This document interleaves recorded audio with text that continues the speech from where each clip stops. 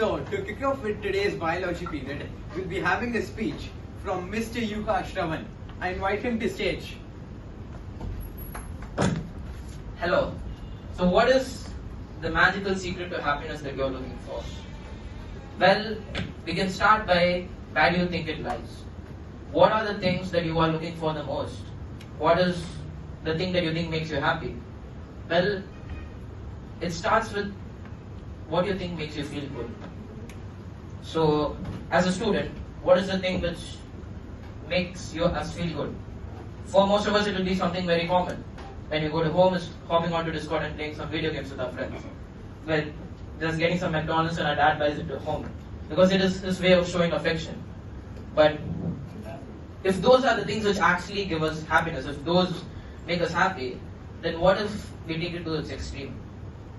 What if we take the act of indulging in pleasure to its absolute extreme? Well then, we can go to the shop, purchase some alcohol and drugs. There are people who've done that, and what has it led to? They're not happy, are they? They don't, as far as I check, they don't have purpose, they don't have meaning. So, what is the thing that actually makes you happy? Because you see them, they're depressed, they want to kill themselves. And that is shown when we look at the scientific literature. I have gone onto the stage and shouted this before. There's this neuromodulator called dopamine. And every time you experience something pleasurable, this is the baseline. Every time you experience something pleasurable, the levels spike. But then after some time, the levels come back to the baseline and it goes below the baseline. And when it goes below the baseline, is the feeling of almost similar to guilt or some level of badness that you feel after you just experience a pleasure. And what do you do when you get a crash like this? You tend to spike it up even more because it makes you crave for it even more. So, and that eventually leads to a lowered baseline. This is the definition of addiction, by the way. And when you do this, when you repeatedly do this, you might have experienced this firsthand, where you just open up your phone and suddenly 20 minutes just disappear out of your life. These are 20 minutes that you may never get back. And that's not a small thing.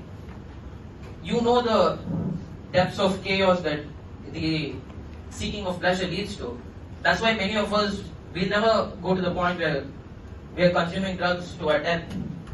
But when it's the small things in life, when it's something in moderation, we don't exercise that same level of refrain.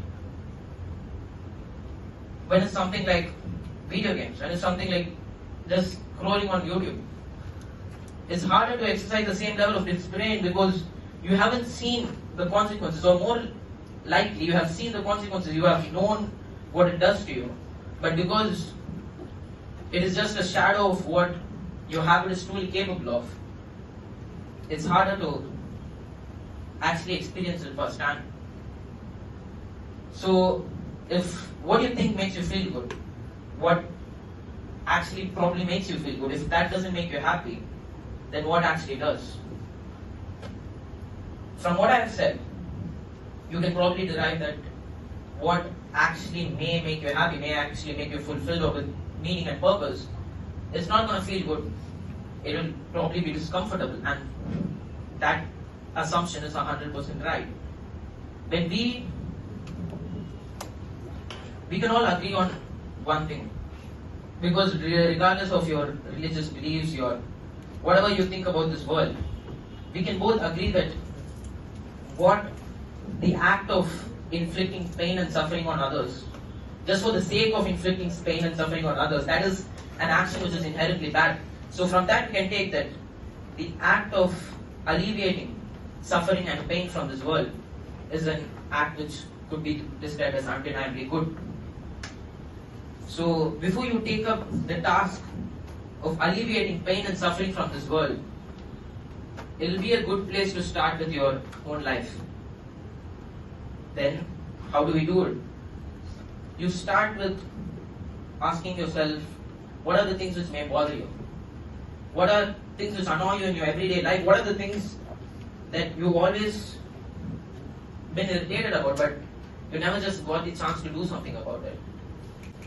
And then if you have the capability to go and do something about it, and it's a sense in it's convenient to you when you go to go and do something about it, then you take action on it. That's how you try to live your life, where you are trying to put the values of good into existence by your thoughts and words and actions. It's not an easy process in any way, and to try to do that is going to be hard. A lot of times it will be hard when you start the process, and many times you will stumble upon things which are trivial. Maybe at this point in time, my room is really messy right now, it's chaotic, and I have to do something about it. It's messing up my productivity, and then you spend the time and effort to go out and fix it. Then after some point in consistently doing that, you stumble upon an addiction of yours perhaps. Something, it may not be necessarily more extreme. It can just be something minor, but still, you decide that this addiction of yours is what preventing you from actually going out and achieving more freedom. So, then you do something about it, and the interesting thing about addictions is when you put 100% of your focus on the addictions itself, then when you try to push it away with 100% of your focus, then it just becomes more of a part of you. It becomes harder and harder to go away. Then the best way to deal with it would be to focus on improving the other parts of your life until it takes a back seat, and you come to a point in which it's not I'm not trying to quit smoking, it's I'm not a smoker. In that level, at a point in which what you try to improve may not be directly related with yourself. It may be trying to inspire people to go out and do something with their lives. It could be coming onto a stage in a biology period and shouting and hope that even a few people may try to understand what you're telling. And maybe it will help them, just maybe. For a lot of us here, we want to write JE and NEET, we want to see our vision come to life. So it could be maybe putting some more effort on it. Or for some of us, it may be realizing that the career that we want to choose is not ours at all. It was put onto us by society, by the people around us. Maybe you want to take the path less traveled. Maybe you want to take a risk on yourself, knowing that if you fail, you're still going to be okay. And that's alright. When you take up on this path, but this is just a completely different way of viewing life, where the way through which you deal with life is through the worst parts of your life. You take up the worst parts of your life, and then you try to do something with it. Instead of escaping all the suffering, now you have to deal with it, and now it's gonna hurt because the suffering that you avoided in the past, now you're taking up. It's a lot more painful now. It hurts a lot more.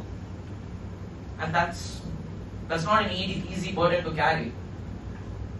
That's not an easy choice to make. But taking up the choice of suffering is the only choice you have. Because right next to that hellhole of pleasure that you have, that is very hard to escape, because the only way to cope with it is to walk further down that hole. Is a staircase of discomfort. And you have to spend time walking that staircase of discomfort every single day. It's a tough process.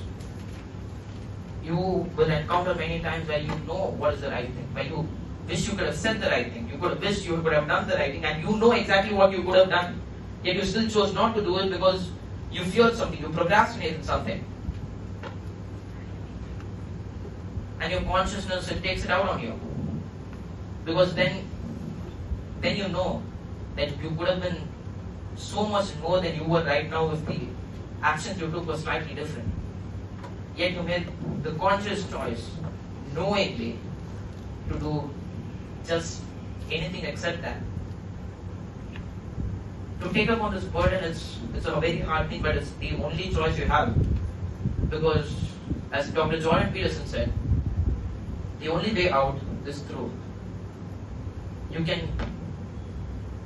have to take up more of the thing which hurts you until it becomes a tool you can use to transform your life. Because the path to alleviate suffering from your life is taking up more of it intentionally. And the magical secret to happiness that you're looking for lies in the work you're avoiding the most. I'm Yuka from 9th standard and thank you.